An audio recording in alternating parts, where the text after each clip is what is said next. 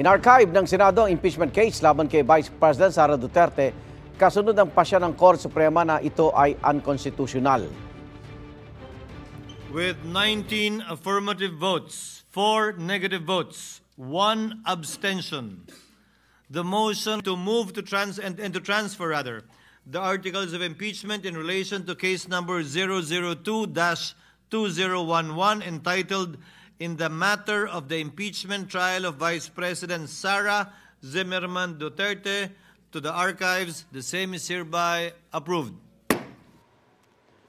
Ang mga pumabor sa archive sa impeachment ay sina Senate President Chis Escudero, Senador Alan Peter at Pia Cayetano, Bato de la Rosa, JB Ejercito at Jinggoy Estrada, pati sina Senator Win Gatchalian, Bongo, Lito Lapid, Loren Legarda, Rodante Marcoleta, Erwin at Rafi Tulfo.